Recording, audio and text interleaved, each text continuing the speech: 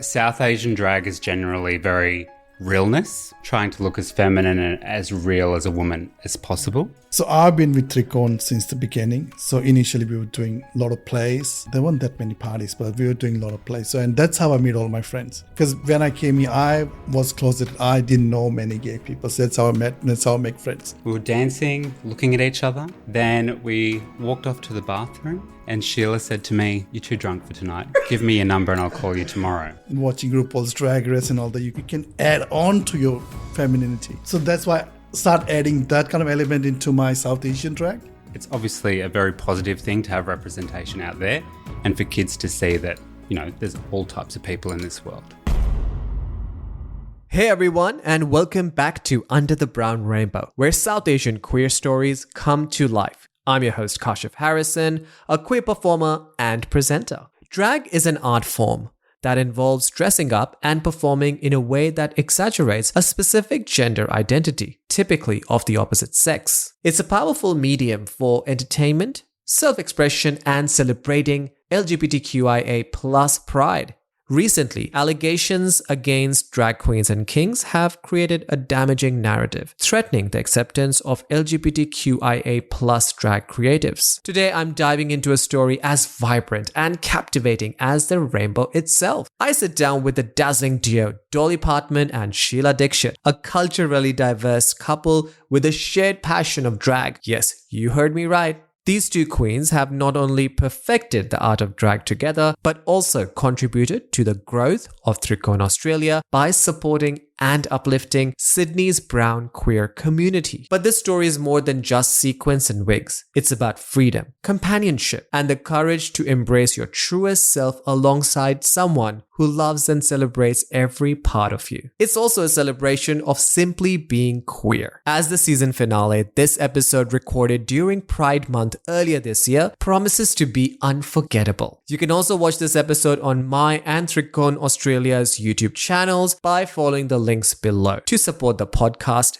please leave a review on your favorite podcast platform and also follow us on Instagram at Under the Brown Rainbow for all the reels, fun moments, bloopers, and whatnot. Now let's dive into the magic of queens being queens. Here's Dolly Partman and Sheila Dickshit under the Brown Rainbow.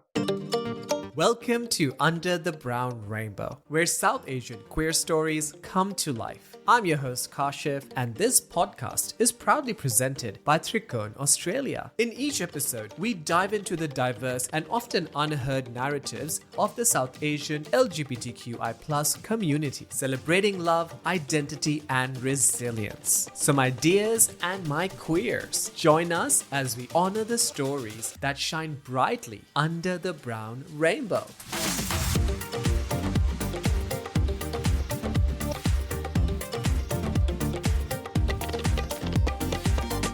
I am so excited to be doing this podcast episode, by the way, because it's going to be one of my favorite episodes ever, and that's because I get to sit with two of my besties, but also Australia's one-of-a-kind drag queens.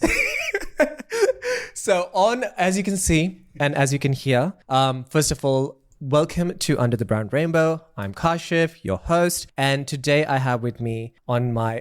now I'm going to get this right. On my left, yes, I've got the one and only, the queen of Bollywood, Sheila Dickshit! Oh, how are you all? How are you, darling? I am perfectly fine. Thank you so much. You look amazing, as you can see. Oh, you're giving... You know what? Right now, you're giving Hum Pe Ye Kisne Hara Rang Dala. Oh, of course, yes. That was inspiration. Now, on my right here, I've got naughty and nice, the one and only, dressed from head to toe in pink, Dolly Partman! Woo! Fabulous to be here, darling. Been waiting my whole life for this moment. I was so sure about this that, once Dolly starts saying anything, I'm going to start laughing. And exactly that's going to happen. All right. Now, first of all, I'm so glad that we're doing this episode because we've been planning this for a long time.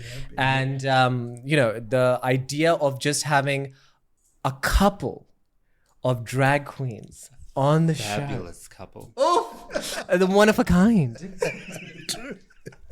The one of a kind couple. I say couple because you two are a couple and you two are drag. Drag couple. Boys by day, ladies by night. Now that is going to be the podcast, and that's the tea. That's the tea, y'all. This is it. Title of the podcast. Mask by day, femme by night. I actually like that one. I love that one. So my question first goes out to, I'll start with you, Sheila. And this is a question going out. How did you discover Sheila? And how did Sheila came to be introduced to this world? Yeah, it's a long journey. It's an interesting journey. I came here 25 years ago or something. And like all gay boys, all want to be this fabulous woman, right? And the story goes that I met my best friend in where all Sydney gay boys used to go back in the days, 357 Sona. He was from Bangladesh. And then as we started hanging out, I realized I discovered that there were so many bunch of friends from Bangladesh and India. This is 20 or so years ago. Were doing drag, and they were doing drag on the weekend, and then they used to go to taxi club and hang out there, and that was their safe place. That's where they can go and be seen and be safe. Like they couldn't go to Oxford Street that way, like a Colombian or whatever, but they used to go to taxi club because that's where they feel safe. So I started hanging out with them, and then they put me in a drag one year. And ever since, I just didn't leave. I thought I'd find my calling.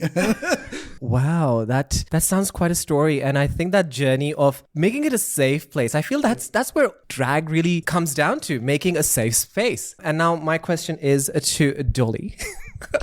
How did Dolly Partman gave the world a chance to witness this iconicness? So, I think as many a Sydney gay, Dolly was birthed in Mardi Gras about 15 years ago. Got put together. Sheila helped with my makeup. I look absolutely terrible. However, I, as a man, which I sometimes am about 6'2". So in all the geesh, I'm about 7 foot tall. So no matter what, I'm going to get attention wherever I go. So I kind of got addicted to the sometimes inappropriate attention I got in drag. And from there, she's grown, she's developed, she's gotten bigger, and here she is. She has gone bigger. I mean, you can tell. It's really hard to fit the frame. My eyes are up here. Oh my God. Okay. Now, so that's the journey. All right. And I really like the fact that, you both had your calling. And once it happened, you knew that this was it. My question now is that how did you both meet? And how did you both know that you found your person? So we met at our little old place called The Midnight Shift. For those people playing at home, is now called Universal. Under the disco, I would say. Under the disco. Really? It was literally So we made a gaze through the dance floor. We were dancing, looking at each other. Then we walked off to the bathroom and Sheila said to me, "You're too drunk for tonight. Give me your number and I'll call you tomorrow." And that's where the romance began. Wow. So Sheila made the first attempt? Well, thing is, yes, because as Dolly said, like we were looking at each other from distance. And all I could see is this gorgeous, beautiful blue eyes. In the darkness, all I could see her blue eyes. And I was like, oh my God, that is really stunning, beautiful boy. He was a boy then. He's still a boy, honey. That's still it. Let's not change that. Like this gorgeous, beautiful boy. So yeah, I usually very shy. So I didn't have courage, but I don't know what happened that night. He went to the bathroom and he came back and he was very drunk. So yeah, I just say, yeah, you look very drunk tonight, but how about give me your number? And we'll call tomorrow or something, yeah. She's really drunk. She's still a catch. Now, the fact that I actually know Sheila for about a year and a half now, coming to 2 now, amazing 2 years, I know that Sheila is such an introvert. I am very introvert, yes. So maybe love made you go, oh girl, this is it. It's the time to be an extrovert. There could be. Maybe just one moment in time that I needed to be, and I did. And I'm so glad I did. Now, what do you have to say about that, Dolly? The rest is history. No, I think the balance of introvert, extrovert works very well together. Yeah. We kind of balance each other out, have our good qualities, which all comes together to make the one and only couple. I don't know much drag couples out there, to be honest, who are, doing drag together. And I think that's my second question as well, the intimidation. I know for a fact that when you are a bit, what is that? A bit over the top, extra as we call it, or too gay, people do get intimidated. You are here both looking amazing, gorgeous, drop dead gorgeous, by the way. The colors are coloring. The drag is dragging. The tatas are tataing. Is there any intimidation between you two when it comes to being drag and being out there and being, who's getting what? I mean, how does that work? So I would say Sheila is a very creative person. I think she gets into drag for the creativity of it. She loves creating an outfit, creating a look, all the creative part. I personally like the attention. I like the applause. Being very humble right now here. So together, my qualities of being a bit more out there, her qualities of being a bit more demure. Together, we balance each other out. She's very creative. I'm very uncreative. And then we inspire each other that way. So I think together, our skills and our strengths are a good balance for each other. She's my muse. Is that the word? The muse. Yeah, like she's my muse. Like she gives me inspiration. And yeah, I'll create some looks. Starstruck, but also a bit emotional because this is just a love story that you guys are witnessing out there. Yeah, this is pure love. Story of its time. What is that? A tale? What is that? Two titties. Two titties. Four titties now. Technically, I'm also growing, so Six titties. Six titties. Now, this question, I feel like I've been thinking about this, and I really want to say this, that, I think that the queer culture is that when we put anything out there, like me in my fashion, avatar, or you in your drag, there's always a message or some purpose that we want other people or other queers to look at us and go like, hey, it's normal. I can do that. And, so when you are drag, and I've seen you both out and out in every Mardi Gras event since I've actually, witnessed your amazingness. And it's either whether it's with Trikone or whether it is with someone else. Even the, amazing parties that Trikone does, or even there's actually, and I will mention that the galleries event that's happening with Trikone as well. And you both are there. So what does it mean when you are so representing drag? And how does that, what is that purpose that you're wanting to capture through putting yourself out there and showing the world that, hey, if we can do it, you can do it too? So what's the story there? Well, for me, I think in my normal life, I work a normal corporate job. I've got a very kind of boring life outside of that. When Dolly comes out, it's like a total sense of escapism. And I think it's just for me that, like, no matter what you're doing, you can always be fabulous. You can always go out there and you can always have fun. And that's kind of the message that I would want to put out there. What about you, Sheila? Same, like I do normal, like non-creative job, like pays the bill and provides me for everything we do. But it's and the bill has been paid. But yeah, that's the thing, like, yeah, be fabulous. I don't know. I think that's exactly the messaging. And I would say this because it really touches my heart when you're doing what you're doing just because to escape, or just because you want to express, or just because you feel great or better. But somewhere a queer teenager or a 14-year-old or a 15-year-old is looking at us and saying, oh my God, I'm actually normal. If they can do it, I can do it too. And somehow we become these inspiration figures, which is very interesting and very fascinating at the same time. So my question is now to you both, and whoever can answer. But actually, let's go to Josh first, and then we'll go to Sheila. So Josh, now my question to you is, Sheila is South Asian. She is Queen of Bollywood. She is Madhuri Dickshit. She is giving Devdas right. Right, I can go on and on. She is Hira Mandi right now. That's right. Malika Jan. But you, as a white male, how has her uniqueness about South Asian drag, has it been different? What have you noticed what is different from your drag that you feel a bit, wow, that's different. I didn't see that coming. I would say South Asian drag is generally very realness, trying to look as feminine and as real as a woman as possible. Mine is obviously like, this is all natural looking. Obs. So I think together, obviously Sheila has taken some inspiration from my like overt femininity. And I think I've taken inspiration from that kind of, I guess, a bit more classy, a bit more demure way that Sheila presents herself to the world. Now, what do you have to add, Sheila? So now this question is now going to go towards you with what have you noticed in Dolly Partman's? It's so easy for us people of color to call someone white, and I just don't really comfortable with it. But as, white drag, what do you think? White drag. I'm not comfortable with it, but white drag. I swear.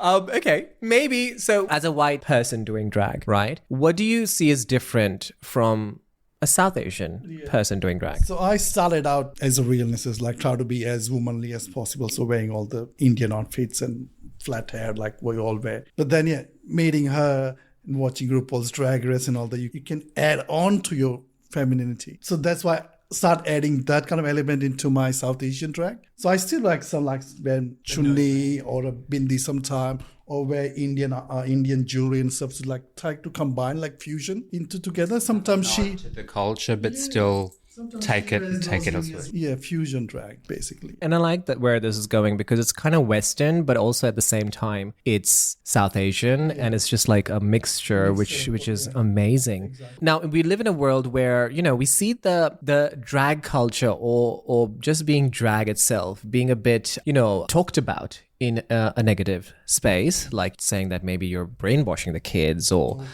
you are, giving them something to think about, which is not already there, and creating a narrative. And I know this is a bit political, but what do you have to say? Because you genuinely love drag, and from what I have heard so far, it's just pure being yourself, finding that love, and it's giving love and just inspiring people or fellow queers. But then when it's being talked about in a negative space like that, how do you feel about that? Yeah, it's definitely a hurtful thing that people are kind of weaponizing it as a tool to kind of cast off an entire community. I mean, I personally do it for the love of it and for the creativity of it. But I grew up in the country, New South Wales. I never saw a drag queen in my life before really moving to Sydney and out of there. If I had the exposure to that earlier on in life, it would have been a really beneficial thing for me. So, obviously drag, story time, all those things are kind of being weaponized. But I think it's obviously a very positive thing to have representation out there and for kids to see that, there's all types of people in this world. And it's actually really kind of that it's being used against the community to kind of say that, these people are bad and trying to get to kids is actually really hurtful. Sheila? This is my theory, but I think people who are against this, they're like closet homophobic. They are closeted, they're all closet cases. And because they can't be fabulous, they just want to be against us. That's my theory. All right, take two. What happened? What happened, ladies? Well, we were too hot to handle. So actually, for you playing at home, the camera said it's too hot. I'm not going to say why it got too hot. Things happened, and as you can see, the wardrobes have popped out. There's been some malfunctions there, but we are back. We're back, baby. I'm enjoying this podcast so much, this episode, because first of all, I get to hang out with you both a bit longer in drag, because usually you dress up and then you vanish away. So once you dress in drag, how long does it take? And how long can you stay in drag? Well, it depends. Really, we could get ready in about an hour or so, but we like the process. So we sit there, we have champagne, we listen to music, we enjoy the process. How long we stay in there, that's quite a complex question. So Mardi Gras this year, we stayed in there for approximately 20 or so hours because we stayed out all night. It's a very uncomfortable thing.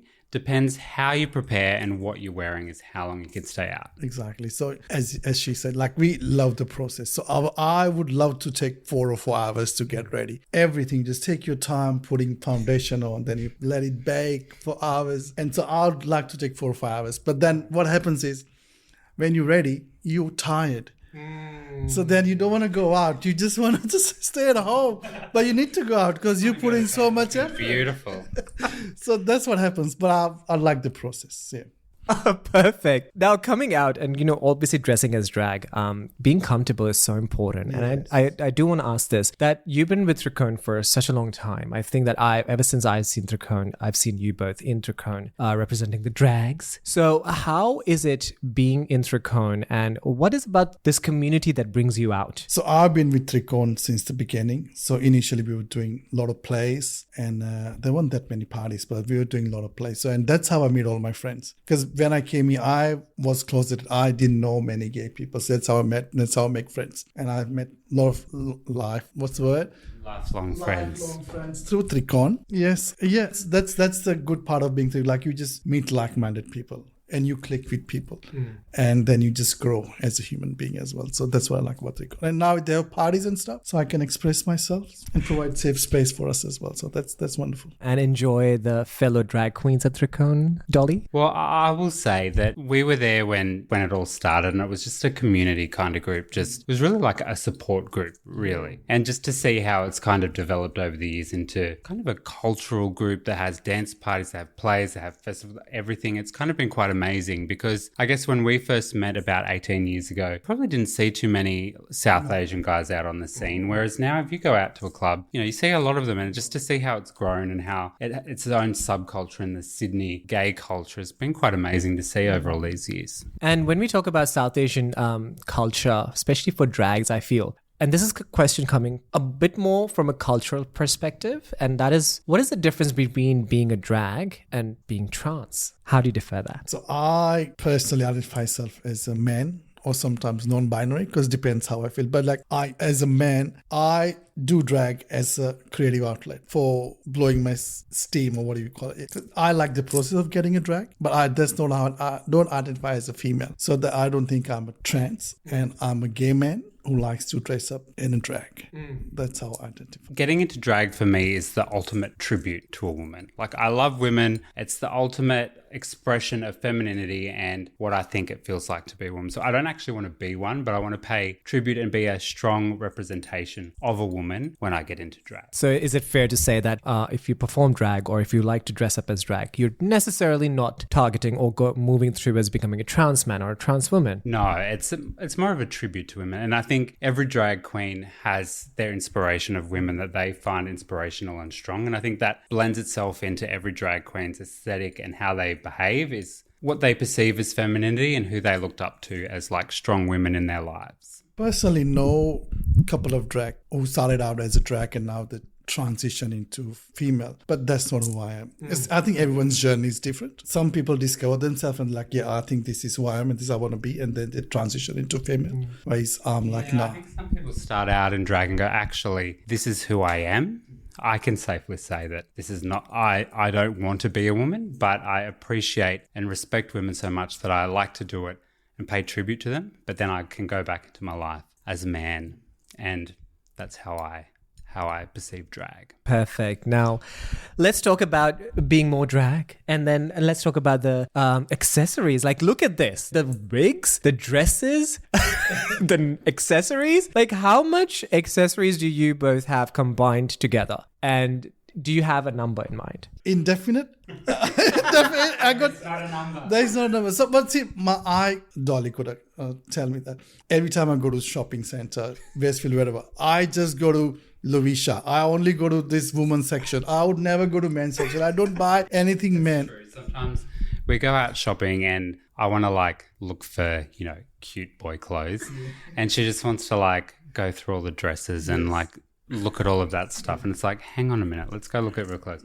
But I will say we live in a 3-bedroom apartment. We had 1 bedroom dedicated to our drag. It's starting to like grow into another bedroom. There's just 2 of us that live there, by the way. And if you saw it at the moment, there's glitter, there's jewelry, there's dresses. The whole place is covered in drag. But it is Pride Month, so that is acceptable. But it's pretty much like that every day of the year. And just to confirm, you make all these dresses by yourself, most of the stuff. Not this one, but I usually, when I do proper drag, I make my own dresses. Yes, it's like normal woman dress. Yeah, this is our power woman dressing. Yes. But so yes, she does make a lot of her own clothes, but she also has an obsession with shopping. So there's probably about 3 or 4 parcels arriving every single day of the week. Sometimes dresses, sometimes jewelry, sometimes anything, but it's coming constantly. I like to collect things, so I don't have anything in my no, it's collecting. So I like to collect things, and then like putting this drag together, I had like everything ready. Then I just we have all these options, let's just pick this and put things together. So then I don't have to go and do shopping. I already have this in handy. Then I can just look together.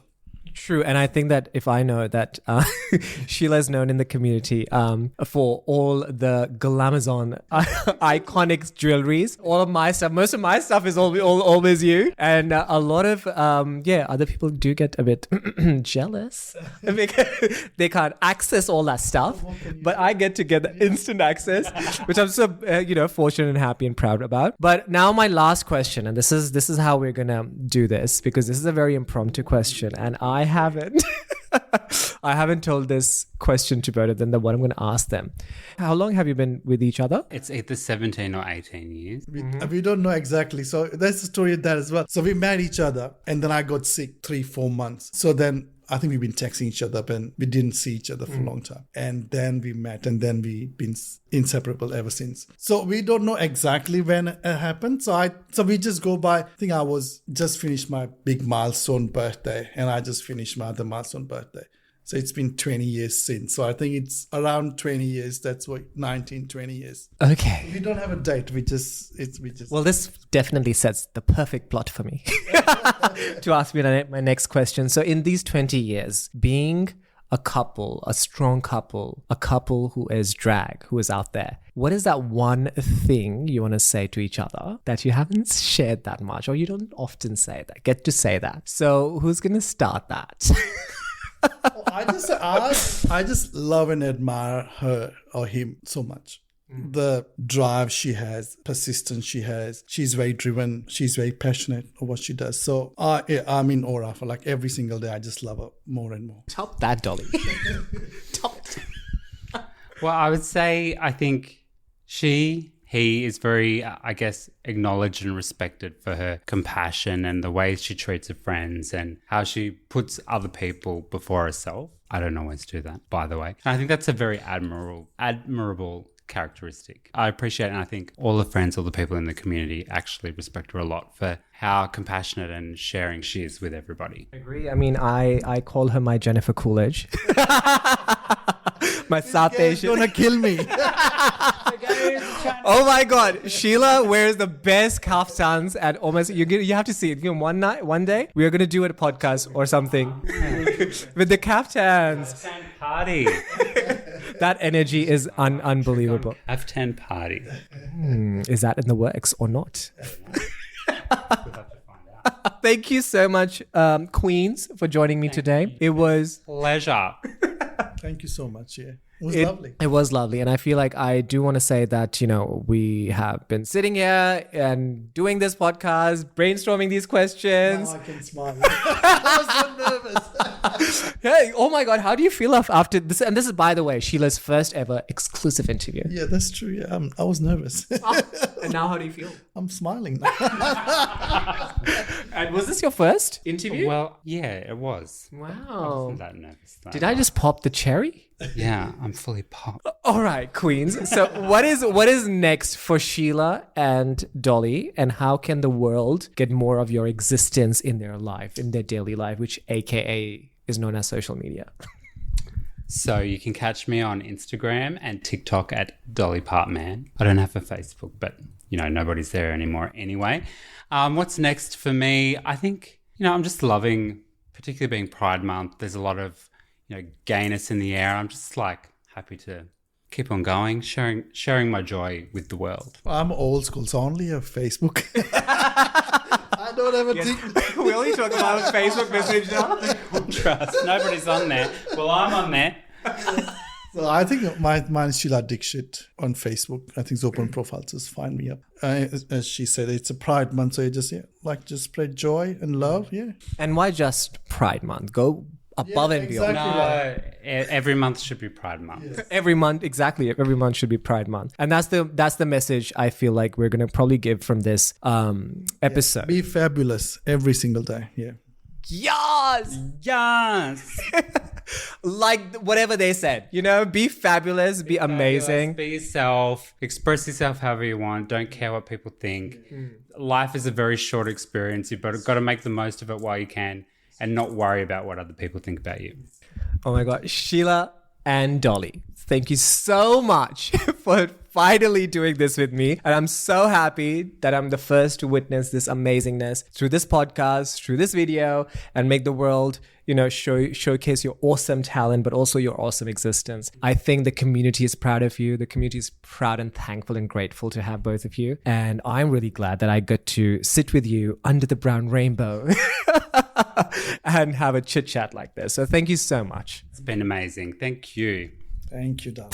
Thank you for joining us on Under the Brown Rainbow, which is proudly presented by Trikone Australia. If you enjoyed this episode, please subscribe to the podcast and share it with your family, friends, and allies. Follow us on social media and feel free to reach out with your own stories. This is Kashif signing off. Until next time, my dears and my queers, keep shining brightly under the brown rainbow.